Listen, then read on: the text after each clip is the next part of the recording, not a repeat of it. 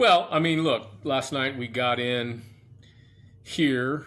I don't know, one in the morning or so, something like that.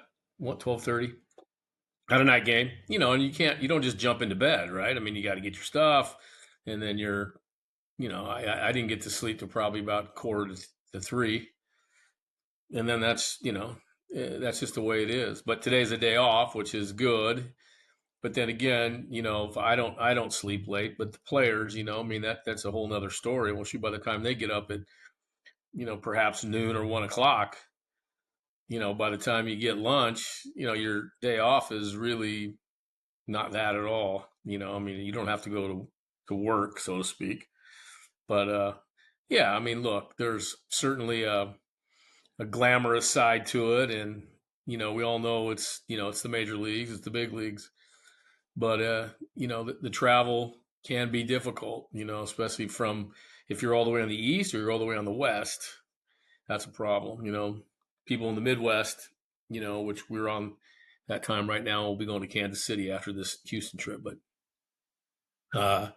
yeah, that becomes it can become difficult habits. And then when you go all the way back to where you lived, and then it changes you again. So anyway. How do you mitigate it then as a strength and conditioning coach to do your best to help everybody, and be able to peak performance as best as you can? Or is it truly what Dan Paff said to me on his episode, that elite sport is really just triage, not long-term athletic development? Well, I think yeah, I mean, look, I like Dan a lot. We've talked many times. He's a smart guy. But that sounds about right, really. I mean, the developmental process isn't happening. You're in the big leagues. Like, we're not developing you to be in the big leagues. You're in the big leagues. Now, it's a little different setting now. Younger players are coming earlier. So there is still some development there. In fact, we've seen it in some of our athletic performance data that, they're jumping higher and running faster, but they're young, I mean, they're early 20s. So that typically would be your fifth or sixth year senior. So you see that, but really it's the game, get them ready for the game. That's what you need to have them be, is available. So you're not walking a thin line of, should I do a bunch of depth jumps today, or is it a heavy deadlift squat day, or are we going to have a lot of plyos? Not only do you not have time, but in baseball you're playing every day. So you can imagine if somebody wanted to do that in the other sports where they only play one or two or perhaps 3 games a week, that's different. But when you're going through a workout that's, you're trying to gain some huge adaptation like you would with freshmen or sophomores, you can imagine that performance numbers probably are going to suffer a little bit. For the strength coach that doesn't know, and I'm learning more about it, but the whole notion of you have to be 3 years or when you're draft eligible. And I'm talking about that kid that's from UCLA, kind of down in your backyard, that shortstop, really, really good, but he's not eligible yet. Is that something that's, good because they have more time to mature? Would it be better to be around the big league stuff? What's your thought on that stuff? I don't know. Man, I don't know. I think the developmental process in the minor leagues is shorter now too, because some of those kids that are getting drafted are getting out of there. So they, I don't know what the prevailing thought is now. I mean, there could be, several philosophies behind bringing young kids up early, but I don't think they come into play. I think it comes into, can this guy hit or throw or pitch, or field, or that's the thing that everybody's looking for sure. Gotcha. And can they do it? Can they do it up here? And there's been some pretty good and young successful players who have spent very little time in the minor leagues doing well in the big leagues now. Golly, just being with that many eyeballs on you, again, 99% of our listeners have no idea what that pressure is like. Can you talk to them about that real quick? Well, I mean, you're going to manage the pressure in different ways, right? I think some players, in all sports don't feel like it's pressure. They're just going to go do what they do, right? I I would I would posit that if you feel like there's some pressure, your chance to perform is going to be very narrow. Like you just go do your thing, right? I mean, you got to just go do your thing. Um, and so, yeah, I mean, it's you're getting paid to play. True. At the same time, there's a bunch of guys underneath you that are doing the same thing, right? And so the competition is keen, and there's only 26 spots on a major league roster, and so I think there's Sprintember is a month that Coach Mike Tucker made so that way strength and conditioning coaches can get outside and start sprint training themselves. During the month of Sprintember, right now, you can save $100 off the new Fundamentals of Sprinting, a complete biomechanics course brought to you by Jeff Moyer. Most speed programs show drills, cues, or outputs. Few show you how to actually analyze mechanics and make real changes. That's where Jeff's Fundamentals of Sprinting course comes in. This has been built on 10 years of studying under Dr. Michael Yessis and working with athletes from high school all the way to the pros, and this course goes far beyond theory. It gives you the framework, tools, and applied methods to transform how your athletes sprint. Inside, you're going to get an introduction to sprint biomechanics, a history lesson, learn from some of the experts in sprint biomechanics like Dr. Michael Yessis, Dr. Verkoshansky, Nikolai Bernstein, understand joints of muscles of sprinting, coach's eye, assessment of sprints, injuries, profiling, transfer of training. All of this inside this course, and you can save $100 with the code SPRINT100. All capital, SPRINT, no space, the number 100, SPRINT 100. To learn more information about this course, click the link down below, and remember, use the code SPRINT100 to save $100 on this course, but this discount is only available during the month of Sprintember 2025. the idea that I have to perform. I mean, I think nobody just gets into a job and says, "Oh, they want me. I'm going to be here forever." I think there's always, I got to play, I got to perform, I got to hit, pitch, run, throw, whatever I got to do. Um, but I think the good ones handle that with some aplomb, right? They just, they realize it's a game that is difficult to play. And, if you're successful as a hitter 30% of the time, for a long time, you got a chance to make the Hall of Fame. If if you're, pitching well and you're on your way to a couple 200 wins, and you're going to be around for a while. So I think that the players that come here, you can test and see it early, especially in baseball, because you don't. I was just thinking about this the other day, and I already knew it, but I actually put a thought into it that baseball, you compete every day. So you don't have 7 days rest to say, okay, what do I do this week? I got to run better routes. Or I got to shoot the basketball better. I got to pass a little bit wider to the wings in soccer. Like I have, a week to prepare for that. Well, in baseball, not only do you play the next day, but you play the same team that you played the day before, through 3 or 4 days in a row where they made it real hard for you, and you got to do it again. And then you got to do it again.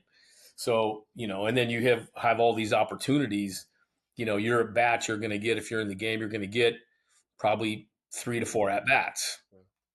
So you get up there and you just, strike out and have no idea what's happening. You got to go up there again pretty soon. And then again, and then again. So it's a unique situation in terms of the mental aspect of it. You've got to immediately shove away the fact that you swung at a slider in the dirt outside. And, and while that's, you got to put that in context, right? You're not the only guy that's ever struck out and swung at a slider at the dirt. But it is you, and who's behind you and who's in front of you. And there's lots of things there, right? So there's, I don't know if pressure is the right word for that. I think they want to compete. So they're competing against themselves and likely to hold their spot. One of the things that we had a strength coach on, and Eric Cressy talked 2 years ago about the fact of, like, even if somebody gets hit by a ball, your injury timeline of like, are we traveling this person? Not like that. That's something that most people don't even think about with respect to some of the return to play stuff. If you're getting hit, not necessarily like, oh, a soft tissue injury, but getting spiked, you get hit by the bat, you get hit by a ball, like that's real life. It's difficult, because you can't, and I don't know how many people are unaware of this, but you can't just say, hey, Justin, you go to the minor leagues and we'll just bring somebody in. That's a transaction, and there's money involved, and there's roster spots involved, and then are you on the 40 man or you're not?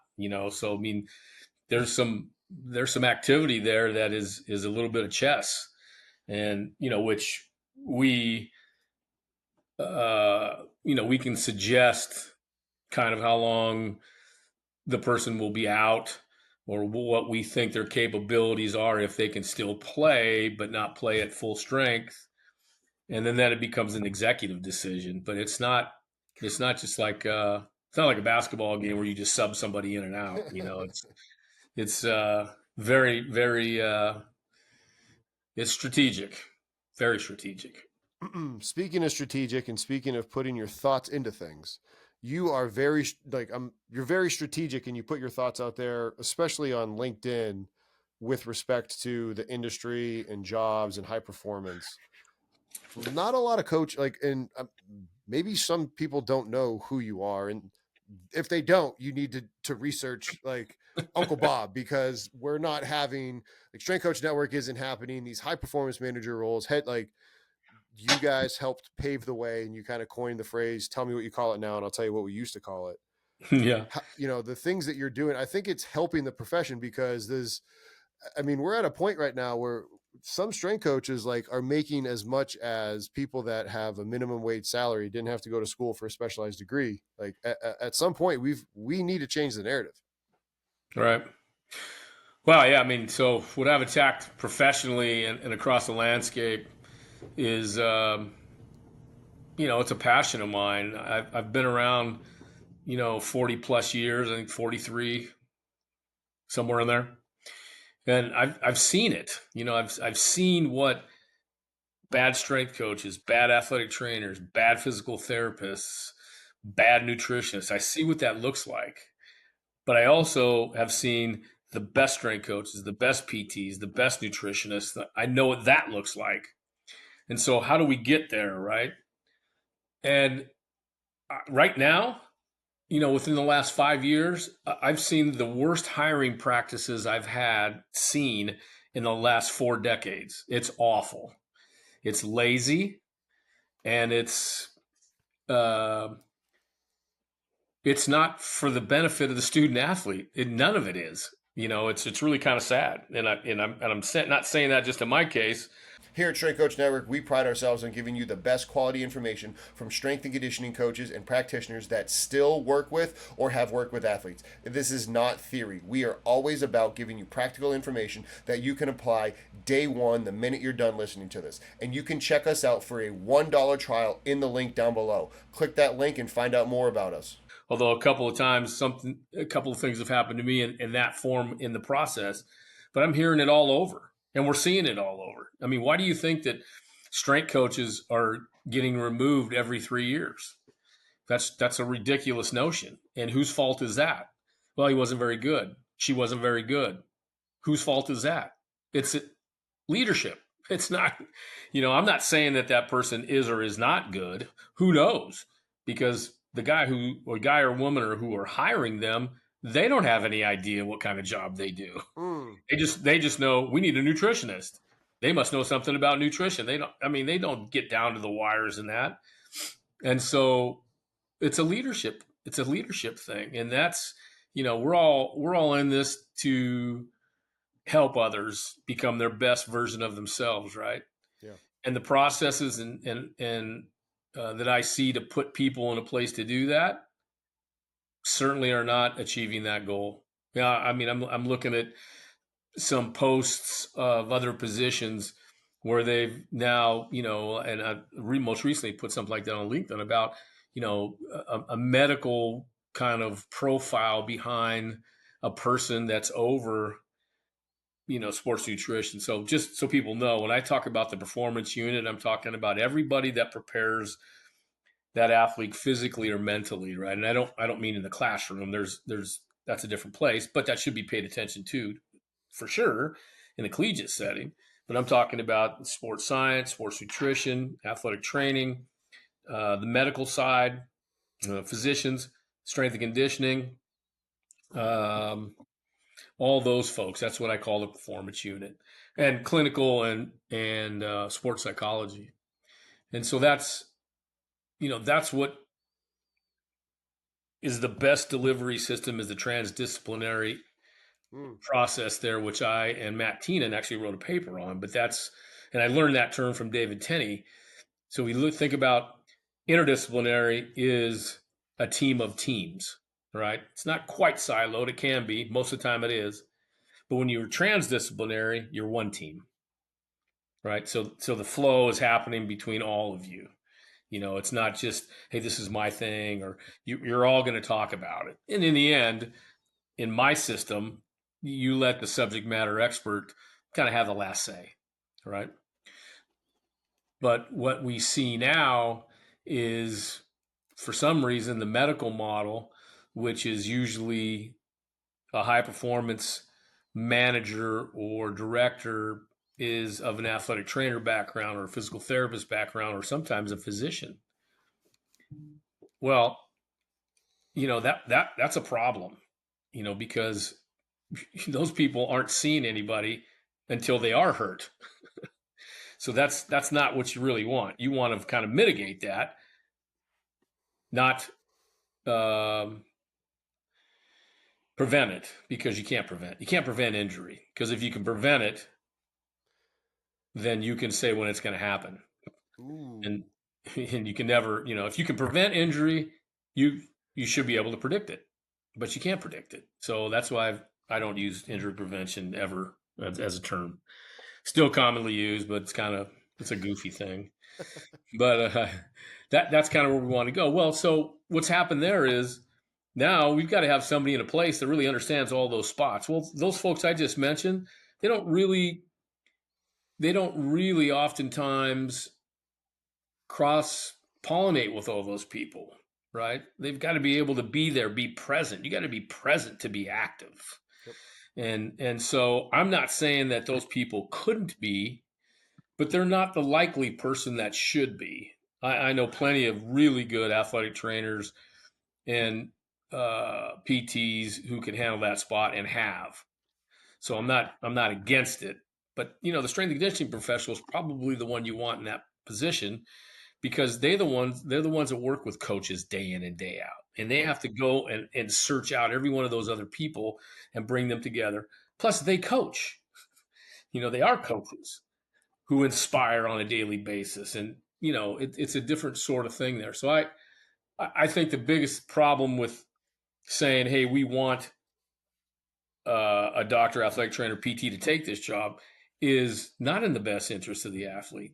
There's a likelihood that you won't pick the right person because you've made such a narrow description that now you're limiting tons of people. And let's be clear, all these letters I'm talking about, they really don't mean anything, and neither does the practitioner. That position should be a leader, a facilitator, somebody you can inspire, somebody that can help you flourish. I come to you and Justin, what do you need to be great? I want to know what you need to get the job done. Oh, I need techno. I'm going to get that for you. My job is to do that. Now, fortunately, I know a little bit about strength and conditioning and a little bit about all those other things, because I'm old enough that my group of people who started back in the 80s, we did all those things. We were the nutritionist, right? We were part of not just part of getting to the return to play early, but we started becoming more into that, because before we never saw any athlete until they were absolutely cured of whatever else they had. And now we know that that's not the fastest way to return. But that's what makes me think about, all this. It's funny, these people tout this, athlete health and welfare is our priority. Vacations are meant for you to be outside doing things that you love and reconnecting with your family and your friends and recharging your battery. It is not meant for you to travel and listen to some coach talk in a conference hall and eat some food that you know really isn't the best thing that you want to be eating. Take back your vacations and do so with a Strength Coach Network annual membership. When you purchase an annual membership, you're going to get access to our course, Performance Coaching 101. In the subsequent years, it'll renew and you'll get access to 102 and 103. Each year, you're going to get access to 2 NSCA CEUs and 10 CSCCa CEUs. These CEUs will allow you to be able to learn from the comfort of your office. You'll be able to earn CEUs on your time rather than having to travel. Take back your vacation and be able to do this with a Strength Coach Network annual membership. Click the link down below for more information. Really? I haven't really seen that happen yet. Injuries aren't going down. That position rotates.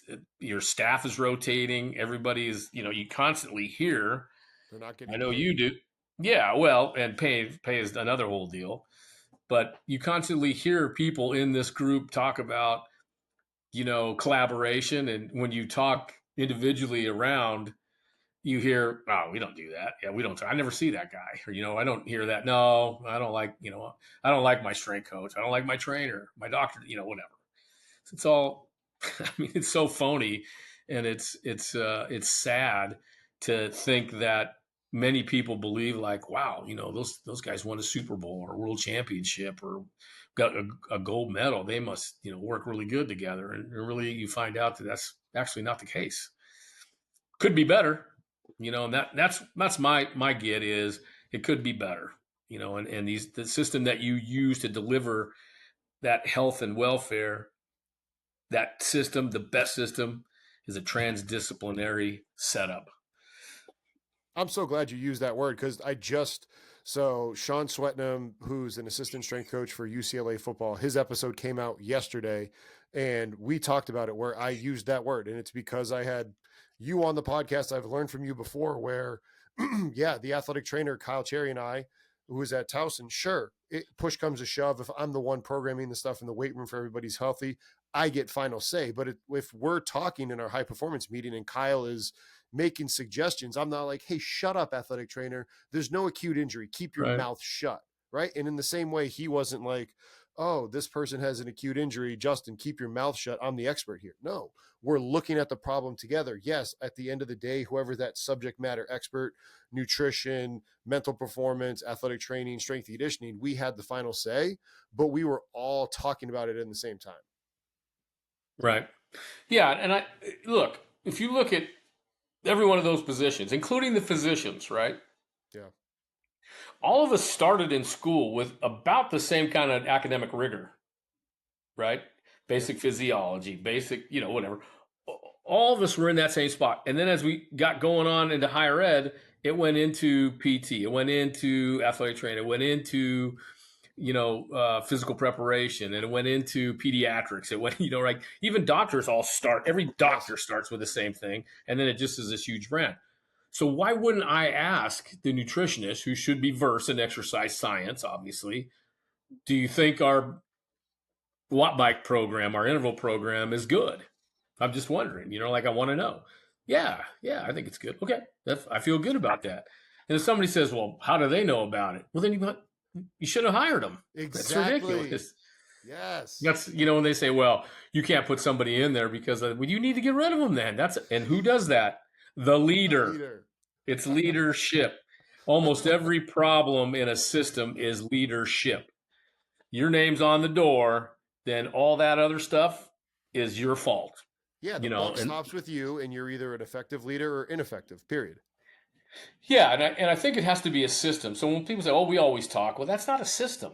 Now if you look at businesses, business structures, just not sports, but you'll find out that mid-level conversation, the pass-bys in the hallway, the talk at the water cooler, that's what really drives the business. It's not those giant meetings that you have, which really aren't meetings. It's somebody talking and then you leave. A meeting to me conjures the idea of, well, a conversation. And, we have those, and there's no conversation because it's only 15 minutes or 30, whatever it is. There's a time on it and you're going to leave at some point. So it's not a meeting. It's a lecture. which is valuable. And it's good to have something that's on the books, right? Hey, we meet every whatever, and this is what happens. But these pass by conversations, those daily casual confrontations, really drive it.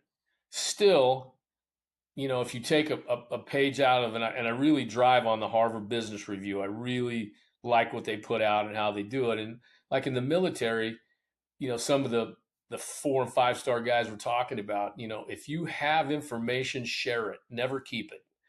And so you have to have a process where that's done. And that's when you have, the system of the line of communication. Now, some people get offended by that, like, oh, that person's hiring me. No, no, no. That has nothing to do with, there is no hierarchy. You are the director of athletic training, you are the director of strength and conditioning, no more, no less. But your job is to take this message, or whatever, however you assign that. And that way, like in the military, and you can imagine what happens when it doesn't happen, is the message does not get diluted. It's clear. You're the messenger for that. And then you got to send it to him. And then you got to send it to her. And that's how that goes. So the line of communication is extremely important, especially in our business, because there's, in sports, it's not life or death, of course, but there's some serious things that could happen if the message is muddied, right? So that's why you got to send that message to him, and she has to send it to you.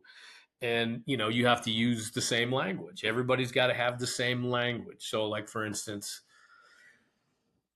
you, for return to play, you want to make sure that they get back to doing the same strength and conditioning program they had when they were healthy, unless there's some really bad limitation that something has to happen. But typically that they should be able to do that should the rehab happen.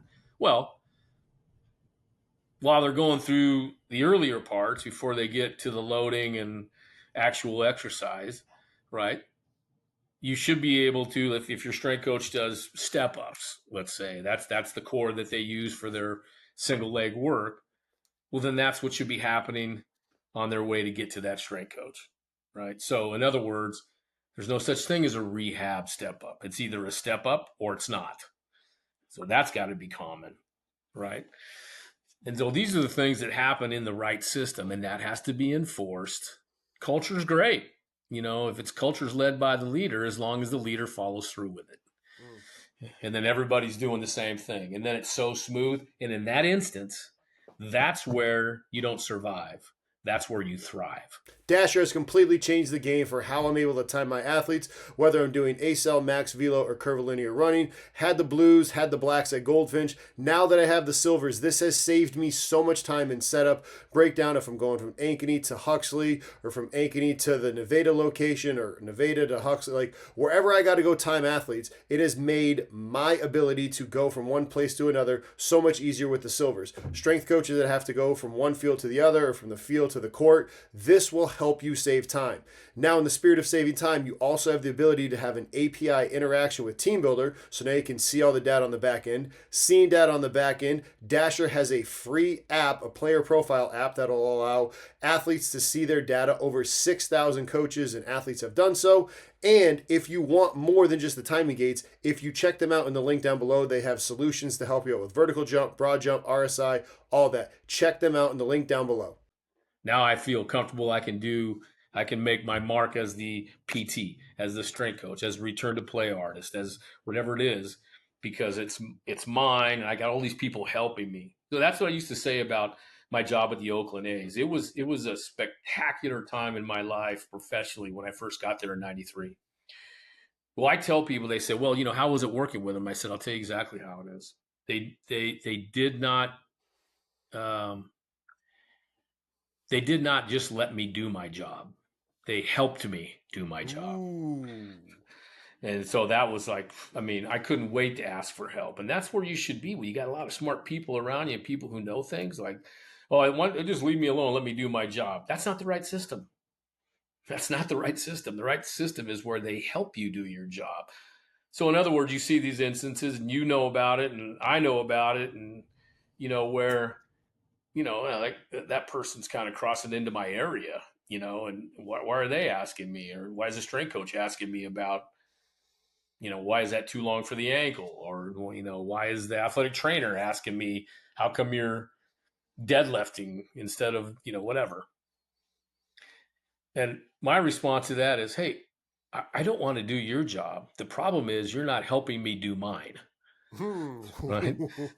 So here's the one of the examples would be the nutritionist, right? So all of a sudden, you got Justin Lima, and he's an undersized linebacker with great moves, and he's very powerful. We got to get him a little bigger, just out of durability alone. So you figure a 10 to 15 pound gain from freshman to sophomore is something that is applicable, and still would be able to maintain his speed and power, and all those kind of things. And at the end of the year, it's like he's gained 5 pounds. Now I got a program that I've used with how many other people, and then you've seen this. I got data that shows me that a freshman comes in like that, and then they're as a sophomore, they're right here, start here, and now they're here with the best nutrition. Then I come to find out that what's going on, and then the diet's not right. There's not enough protein involved. There's not enough calories involved. And I'm like, well, what's going on? Like, well, that's really not your thing. No, it's not my thing. It's not. But I'm getting a little bit of heat about why are you not getting this guy bigger? You're not helping me do my job. So I'm asking you, what are we doing? And that's where the high performance manager should be able to see that from the 20,000-foot view. Like, hey, I want to make sure all those spots, this looks a little out of sync. We got to do that now. Look, people are busy, right? That's why you need what I call it the conductor of the orchestra, Yep. right? And so I would be the conductor. So there's a couple things that have to happen, right? It has to happen where in the orchestra, not only do you have to play the right instrument and the same music, you got to sit in the right place. Can't just have everybody all over the place. A couple of flutes over there, and trombone. No, they all sit there, and they got it, and then it's ta-da, right? And so that's how that has to happen. Like I'm there to help you play that music, do your thing, and that tempo is one beat. That's what we need, one beat. And in essence, in that system, it's coming out of the room with one voice. Doesn't mean you have to agree. No. That means you have full-throated support for what we've all come to a consensus about. Yeah, when we leave the room, that's when we agree, and this is what we're going to tell everybody. But behind closed doors, that's where you're supposed to disagree and hash it out, especially if you're so obsessed with being right and doing what's right for your athletes. I agree. I don't think we see enough of it. It's not happening. And sometimes, you get good players, they overcome, bad leadership or bad training or bad whatever sometimes, right? They're just that good. And so you get kind of crazy. And, the other thing that shields practitioners from getting better is winning. Ooh. So, I mean, look, I've said it before, and it's not anything that nobody doesn't believe, just because teams win championships, that doesn't mean they have the right practitioners in place. On the other hand, just because the team's in last place doesn't mean that practitioner isn't a killer, just a 5-star wonder. So you can't look at it that way either. I mean, you learn quick that, shoot, there could be somebody in the backwoods and in some state that would be a legend, but just that's not what they wanted to do, and that's okay. So you have to be very circumspect about how you look at things. I think it's true that success does leave clues. Yeah. But just just in our situation, strength and conditioning, just because that team wins games and doesn't mean that the strength and conditioning coach must be equally as good. I know that after Moneyball and the success we had in Oakland, people would say, "Wow, your strength program and all that." I said, "Look, all I can tell you is what I did and what happened. I don't know how many runs I was worth or how many games we won. I wouldn't know that. I mean, I think our team was healthy and I think I helped, but I don't know what that is. I mean, there's lots of things that happen. And the contrarian view to that would be, well, I'm a pretty good strength coach. My team was this and that and the other thing. My question to you would be, did you make any substitutions? Did you draft anybody? Did you call any plays? that kind of makes a difference too, doesn't it? you know, so you got to be careful there, and the same thing too is hey, that running back, he's not very good. Strength coach, come in the office, we're going to talk about this. Well, I got all this information here that says his athletic performance is up, but it ain't my fault he got 2.3 yards per carry. You might want to try some different play calling. That's I mean, you got to stand your ground there too, right? So there's a little balance. You kept talking about the A's, and you lined up this question for me that I wrote down perfectly. Last time we talked, you talked about Ricky Henderson and the getting off the toilet and just like hitting a home run on the right. One of the most athletic things you've ever seen. Yeah. What has been some of the most impressive athletic feats that you've seen since we last chatted? Wow. Well, it's tough to watch other sports right now, so I don't. I mean, you're just watching baseball. I mean, I think athletes are getting better in a lot of ways, and we were seeing a lot of homers getting robbed these days. I mean, guys are climbing the wall, and but Right. here's the thing: it's not just a vertical jump. They're really using a good strategy to get up on the wall and use it. Where we've never really seen that before. You never really thought about doing that. Now those walls are a little different than the cyclone fences back in the days that used to open some of these ballparks. I know that Candlestick Park back in the old Giants days, Millie Mays, that was a fence, like a chain link fence, so not much climbing going on there. But I think, we see some pretty big players coming to baseball. I think the players in baseball now are bigger than ever. TeamBuildr has been my trusted source for online software programs for my athletes since 2019. Since then, they've continued to grow. They have this new practice integration where practice planning can integrate with the sport coach. You have your sports science, your AMS, the questionnaires. They've continued to evolve and keep giving you the things that you need. It has made my life easier as a strength coach. I want the same for you. You do not need to keep printing on lift cards. Please, printing on lift cards in Excel, you don't need to do that. If you need help being able to purchase it, they have a pre-written grant on their website. They're also part owners in the Plyomat with Coach Rich Burnett. So if you need to get a good device that can accurately and validly and quickly get your jump height and ground contact time, so now you can get RSI. Plyomat's a great choice. We utilize that at Goldfinch. Check TeamBuildr. Check them out in the link down below. Please stop printing on lift cards. It's going to make your life easier. It's going to make your athlete's life easier. It's easier to program on the back end. Check out TeamBuildr in the link down below. When I first got into the game, I was around big people before when I was doing football and basketball at UCLA before I got into '93. And when I got to baseball, I was surprised how big they were. I didn't really think much of it until I really got on. I was like, wow, okay, didn't think, but now it's, the athletes in baseball are really training hard and doing some good stuff. And, but I haven't really, I haven't really seen much that I can really It's talk interesting about. you say that about the big baseball players because obviously, like, Giancarlo Stanton kind of and Aaron Judge, Yeah. but there's this high school kid down the road from me, just got drafted in the third round by the oh my goodness, the Tampa Bay Rays, and like he's a big dude. And you're like, all right, maybe he plays first, second, third, like first outfield or third. He was a catcher, and he's a big strapped up dude. And I was like, huh, okay, I'm still living in the world of like Pudge or what's his face Yachty with Yeah. the Cards, right? Yeah. Like this dude is kind of like built like Mike Piazza, wide Oh, but wow. tall, kind of like Jorge Posada. Wow. I don't know anything about that, but, I will say that, there are some big guys, and I knew Judge. Aaron was a big guy, but when I actually saw him, it was bigger than I thought. I mean, he's a big dude, man, just a big, giant, tall guy. There's nobody really like him in the game, Yeah, and that I way. saw I saw Giancarlo back in shoot. My cousin was with the Marlins when he was on the team. So I think I got that bat from Stevie in shoot 10 or 11. So like I Oh, remember okay. I'm like, dude, this guy is tall. Like I'm a big dude. I played offensive line. Like this dude is a freaking tall player. Yeah.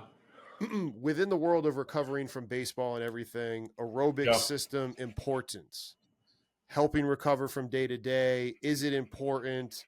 I'm not saying run polls. Maybe it is run polls. How important is the aerobic system? Because there's been some strength coaches that like to downplay the importance of the aerobic system for a ton of sports and just kind of say like, oh, if you're doing aerobic system training, you're doing cross country running, low LSD, and you're going to make everybody slow and like make them bad athletes?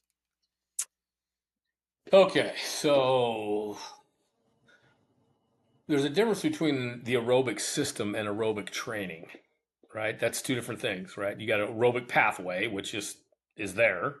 It's there in everybody, maximized in some, minimized in others.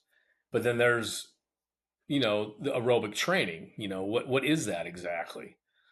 Well, in athletics, how can I explain this? In athletics, everything's, most of the time your success is going to be based on, power, developing force at higher speeds, right? Um, and repetitively, that's not aerobic. That would be anaerobic. And to be clear, anaerobic and aerobic are antiquated terms. It's either oxidative or glycolytic because lactic acid's produced in your body 24/7. It's in there. So there's, to say that, it's anaerobic is no, that's not true. So, the glycolytic training, can be everything to, from the highest level of hit to failure to somewhere in between there, right? But if you look at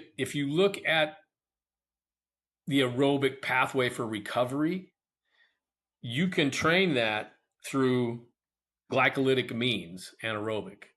You don't need to do low speed stuff. There's no need for it. And here's why. Because it happens all day in practice. Your warm-up's part of that. The time you take in between educational drills and walkthroughs, what you're doing when you're not in the drill, when you're going to the back of the line, right? Those are all lower level heart rate things. Walkthroughs, you don't need to program that. You don't need to program that. What I want to do is I want to start pumping that heart rate up in the 180, 200 plus zone. I want to get that going. That will increase your aerobic max VO2 capacity, right? The other way doesn't happen. Like you can't go running around at 120 and 130 beats and expect to maximize 180 to 200. That's like saying you're going to bench 185 a bunch of times to get to 400 pounds. That doesn't happen either. No. Right? So that's the whole idea behind, high intensity interval training is to make sure you get these heart rates that you can only get for that. You can't substitute that, right? You can't substitute that. We see that. Now, the research will tell you that more advanced athletes, they don't affect that increase in max VO2 as much, right? And so what you still do is the same deal. Like you can't get those high heart rates without doing that. All right. So you can't spend your time at 70% and below, which is that level 2, crap they talk about. Like, oh, that's gonna be fine. But you keep doing that, and you'll get burned at 180. You'll crumble at 180, 200. And people say, well, yeah, but that helps you recover. Well, that's because you stop training. Of course, that kicks in. So they say, well, that's what recovers you from the next thing. Well, yeah, because that's the pathway that guys who have higher max, yeah, they have higher max VO2s because they train really high and hard. That's why they have that. So when you rest in between that, that's the system that recovers. It doesn't recover because you've done oxidative work. It recovers because that's textbook physiology. So that's my take on that. I haven't done any LSD stuff for 30 years, 20 years. Nothing slow, nothing programmed. The only time everything I've done is on interval type training and just run, rest, that sort of thing. And look, you got to maintain a little bit of that rapid stuff. When you first start out, you got to be looking at how the practice is and all that before you start burning people up. And you certainly don't need to do it all year round when you get up to the high end. So right before the preseason in soccer, we'll be running 1,500 yards worth of high intensity sprint intervals. And, we wiped out the beep test in a heartbeat. We didn't practice for that. I mean, I need you to sprint and recover and sprint again. And the only way to train that is that. No LSD work, none of that stuff helps you with that. Now, if you're going to do that, this is what some of the people who do that, uh, like what do they call it? Polar training, or I got to think about it. Like cyclists, who say they spend a lot more time down there. Yeah, well, what they don't tell you is they spend very little time in high intensity interval training because you can't spend a lot of time on it. You just burn yourself into the ground. So what do you got to do instead? You still got to hop on the bike. And so you go slow, right? Same with runners. They do the same thing. Well, this guy runs this and that. Well, because they run. That's the difficulty in track and field. If you don't like running, you're probably in for a tough day. And you gotta, you've got to run, and part of running and track is practice, right? You practice running. There's a skill to that. Powerlift has been my choice for strength and conditioning equipment ever since I got into the field. Right now, I still have their racks, I have their barbells, I have their bumpers, specialty bars, and we have the IMTP device at Goldfinch, and it's been great for us because it's allowed us to free up the rack where we used to have to do the IMTPs. Now we use that IMTP device, roll it around, we've created more space. You have to check them out. Doesn't matter if in your college, high school, pro, tactical, or private, they have the ability to make whatever customizations and whatever adjustments you need. I was a part of the weight room that was the 32 brand new rack facility at Iowa football. You see what they did for TCU football. Doesn't matter how big, how small, whatever your customizations are, Powerlift is number one in the exercise equipment space for a reason. Check them out in the link down below.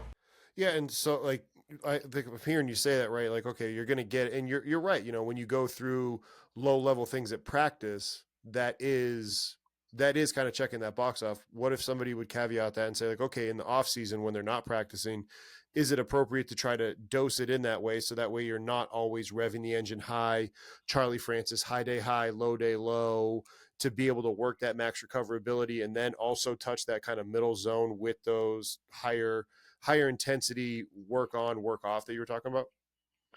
Well, yeah. Well, you don't do it all the time. You can't. You know. Yeah. Yeah. Yeah, you got to make sure you dose it. So even with some of the soccer guys who aren't, when I'm looking at the GPS and the loads, I've got to be careful about how I do that and where I fill that in, right? So there's a difference between a ton of short sprints and a moderate amount of longer sprints, right? So like you really want to balance that out. So let's say your practice, that's where you got to meet with the coach and understand the sport, which I think a lot of strength coaches and sports scientists, they don't understand the sport. Like there's certain things you got to do. Perfect example was I kind of trimmed some of the schedule down, some of the script down on the soccer practice one time. And I said, this is, you give me the drills. I can go in, pull those drills out, see what the load per minute is, and then figure out where it is. And they said, one of the guy told me, it was a great line. He says, that's just too short for this drill. I said, why? And he said, because there's not enough soccer. Well, that makes complete sense. Huh. So I had to put more time there and peel it off of something else. So you got to remember the game's got to be part of it, right? And so so if you're going to be playing 11 v 11 in the Beale Field, which is not hard, right? You can see that, and when the ball's all the way in the upper left, the lower right back isn't doing much. Right, so now they're resting. Mm-hmm.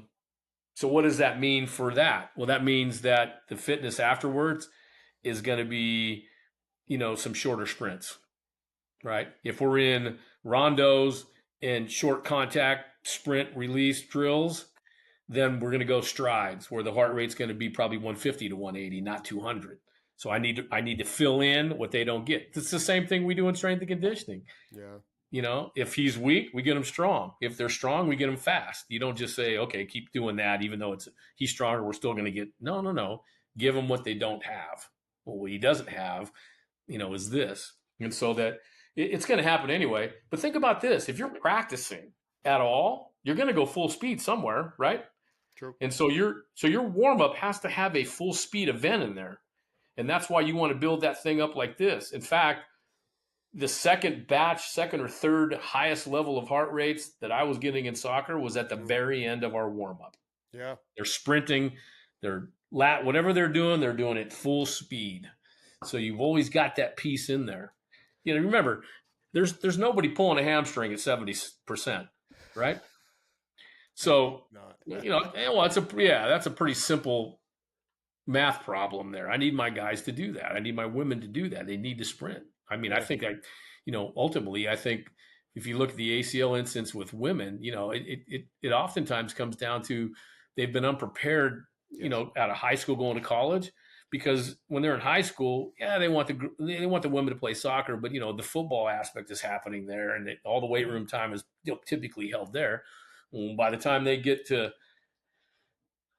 college, and they get there early and start playing with older girls who have now had 1, 2, 3 years of strength training, they get dominated. And we've saw, a few ACLs go in that kind of voluntary period where they get to play on their own. We had to stop it because they're playing with strong women now. We can't let that happen. They can do the other drills and prepare them, but it's the intensity. And that's when I look at the GPS and all that, there's tons of metrics there. My major metric is load per minute, intensity. Intensity drives everything. Everything. Yeah, and that'll go to your point about if you're doing things slow at practice, you're doing the survival shuffle, which is why like American football is about to kick off this weekend. And for these players, this is probably going to be the first, especially if they're good. Their coaches probably didn't dose them with enough intensity work, and now they're going to have to play a 4-quarter game at a higher intensity than they've ever played pretty much since last calendar year. Sure that there might have been the occasional dose, but they're doing the survival shuffle. And that's what's going to cause their cramping, the fact that their muscles are contracting at a higher intensity and for a longer duration than they're used to, which is why it's not until like week 3 that you kind of see things stabilize off, because the intensity had been so low in camp and now it just gets cranked up. Yeah. Well, let's hope not. But I mean, that oftentimes, if you look back, how can I say this? I am absolutely in total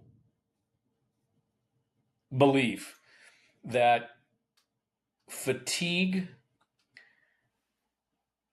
a natural course of fatigue, not like, hey, we're going to run 20 miles today, none of that stuff.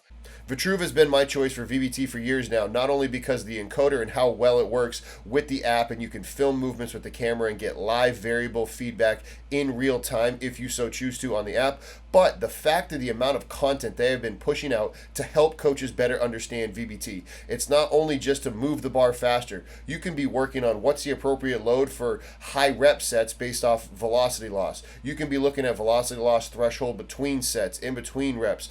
VBT is not just moving the bar fast. It's moving the bar fast with heavy weights. It's not just moving lightweight fast. And Vitruve has been at the forefront educating coaches on VBT and how to do it the right way. Check them out in the link down below. But the natural fatigue mechanism does not result in injury.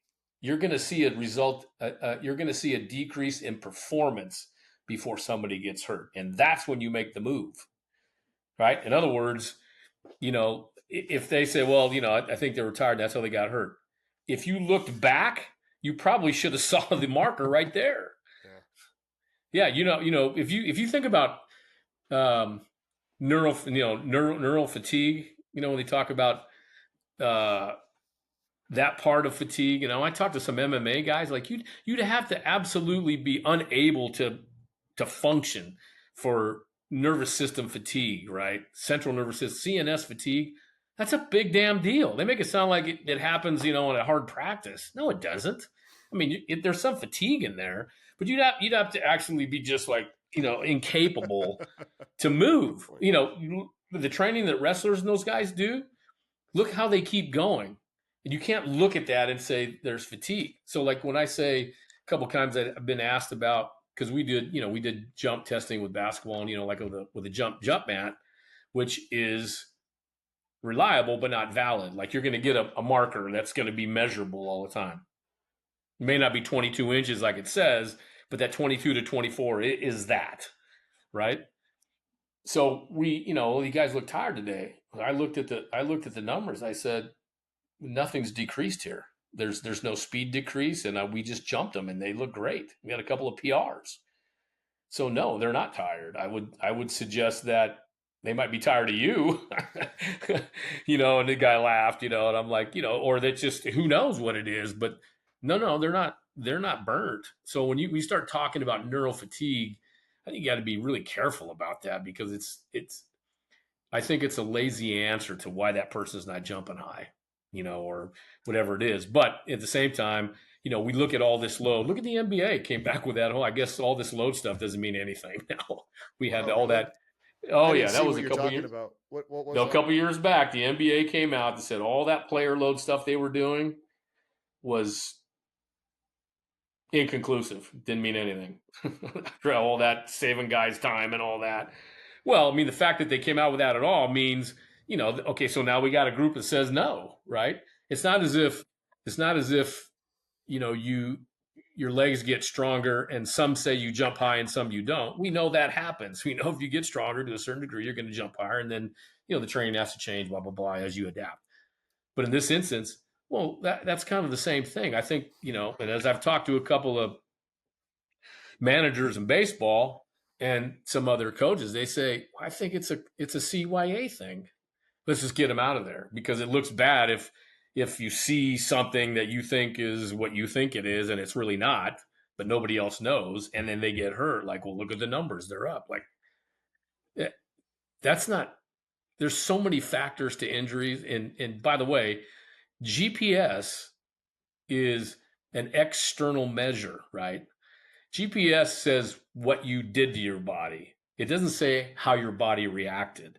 It's the Mm. reaction of your body where you make the decision. Hmm. If that number means that is whatever, he's jumping lower, he's slower, the heart rate's too high, then yes, that GPS and that could be causal. But you just saying that's a lot of running, like that's like saying that's a lot of money. I mean, $10 is a lot of money to me, but it may not be to somebody else.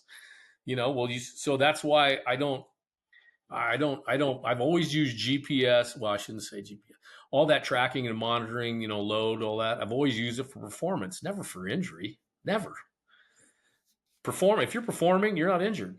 So, a good performance plan is an injury mitigation plan without any emphasis on, hey, let's write a program so they don't get hurt. That doesn't make any sense either, right? Yeah, we found that at Towson when I did that research study with the two professors. We looked at vertical jump performance, different metrics on it, compared it over a questionnaire on sleep, soreness, hydration, whatever. And like players could be sore and set a PR into like so there was never any one thing across the team like, oh, Right. when this was down, it was the thing that showed like no, athletes can still perform like you said in spite like I think it's a great point. Like I think we're too quick to kind of say, "Oh, there was fatigue there." Like I think that is maybe a lazy cop out. I never thought about that. Oh, easily. Yeah. Martin Boucher wrote a nice little piece on, some title that was great, like more data, but nothing matters. Something to the point that, if you look at what's happened, the GPS thing has just overhauled the technology of injury mitigation for no other reason than it's popular. Now he wrote a much better way to say that, but what he was saying is it doesn't give you anything but distance and movement. It doesn't say anything about it. It doesn't say what your heart rate is, doesn't say what your jump is, doesn't say what your speed is, and none of that stuff. Like it doesn't. It's just a measure. Your adaptation comes from actual performance measurements. And he was saying, like, we've just basically done away with heart rate, which is a huge indicator for almost everything, right? And he says in the paper somewhere, like, why do you think that is? Is because it's not popular. It's not that it doesn't work; it works perfectly. It's just not popular. So, and then they say, well, some of the heart rate stuff's not very good and hasn't, been evolved enough. Nobody's buying it. So why would they do it? That's why the technology and heart rate mechanisms is kind of withered a bit. It's all in the GPS and the back in the dashboards and all that stuff. Like, wow, it's sad, But Load per minute is what I go by. Intensity drives everything, and that's the truth. The lower volume stuff. I mean, when you start adding in, looking at soccer, for instance, there's like what 7 different movement metrics. You got walking, backing, jogging, sprinting, and all this other stuff. Sprinting in soccer is only like 4% of the game. It's like now it's an important 4%, right? Yeah, when it's time to sprint, you better be able to do that. But it's such a small part, so that's why this bandwidth is important. When somebody says, "Oh, so and so got up to top speed," this is an interesting thing to talk about. Someone so and so got up to top speed, 4 times today. The next question should be, how far was that? How many yards did that accumulate? And where are you getting top speed from?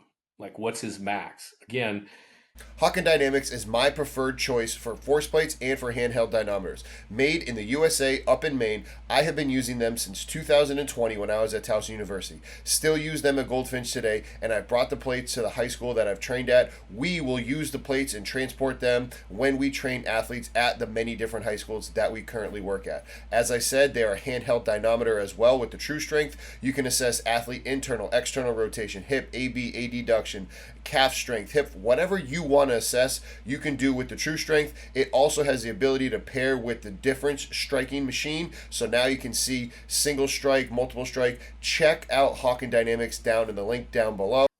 Not a lot of companies have that ability to put percentages on that data. Like, I don't want to hear how far they run. I want to hear what percent of their max distance that is, max speed, max inertial movement, max intensity, just like we do in the weight room, right? We want 80% for 3 on that clean. I know exactly what that is and what that means. But if you just say, "Hey, I cleaned 120 kilos 3 times," I don't know what that means. Right? Think about intensity. If you think about intensity in those terms, think about what everybody knows, the bench press, Justin. So if I told you, "Hey, I did 12 reps on the bench," what does that tell you? That you did the volume, you did 12 reps. Could be 12 ones, 6 twos, Yeah, a all I 12. know is you did 12. If I told you I did, no, so if I told you I did, so let's back this up a little bit. If I told you I did 70% of my max on the bench today, does that tell you anything? I heard that. I'd be like, okay, so he's either taking it easy today and didn't do a lot of reps, or Or, he was pushing reps at a higher percentage. right, but if I said to you, I did 95% on the bench today, what does that tell you? He got after it. And how many reps did I do? Probably not many. Yeah, so that tells you that percentage of your max effort tells you where you're at. Like like 70% in Olympic weightlifting. I mean, you could do 5 or 1 or whatever. It depends on what you're doing. But if the likewise thing is, if I did 12 reps, that could be whatever. It could be a max 12. It could be 50% of 24.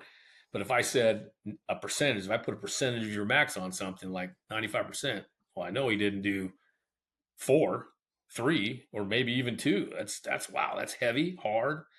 That's why I want to see percentages, and that's why load per minute makes a difference.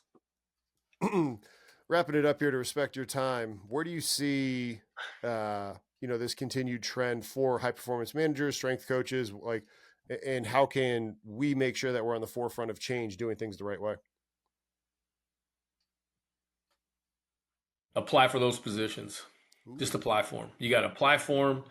Look, we're not, and you and I have seen it, and you and I aren't the only ones. There's a lot of complaining going on about the job place, the working conditions, the salaries, and all that. There's not a lot of activity, just writing and complaining. Nobody would consider that a stance, right? Kier would Apply call for that those. an oxygen thief because the complaints outweigh your suggestions. And anytime your complaints are greater than your suggestions, he calls that a oxygen thief. And I love him. He's a guy, you and I both like him. He's a good dude. Yep. Yeah. Well, so yeah, I mean, I think you got to apply for those jobs. You got to go after them and make it real. So we got to get somebody in that seat that understands all those spots and can inspire, coach, mentor, all those things, right? I mean, I'm not saying I'm above a physician mentoring me. I'm not sure what he could offer me. You know, some in my profession, how can he make, you know what I mean? Like maybe some business or some behavioral things, perhaps. But where can I help? That's where we need strength coaches to be. They need to be active. They need to apply for those jobs. They need to be well written in a cover letter, and aspire to something that has got a bigger hold. That's what I like about going after it. When you start out, you have a couple of teams or one team, so you're coaching, maybe 30 kids, right? 40 kids, right? And that's important. Then you become the director, and now you have 3 to 5 coaches wherever coaching the rest of them. So that's good. Now you have all those.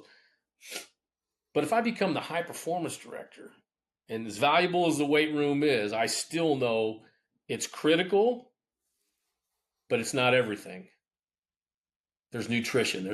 I want to be above that. I want to make sure I handle every aspect of this kid, every single aspect of this athlete, to make them not only a better person, but a better athlete, healthier, all these other things that we can really aspire to and make a huge impact on the industry. So there's some guys that are doing it, man. Look at Micah up at that high school. Look at there's a guy named Bingham. What's his name? He's now an athletic director at a Division III college. Yep. We've seen him on LinkedIn. Like, man, that's a monster move. Yep. We got to capitalize on that. We've got to extol the benefits of somebody doing that, and what that does for you and your profession. And it's just an overall better feeling that you can really impact there's no other bigger impact that we can make than that. And that's really what I want to see happen.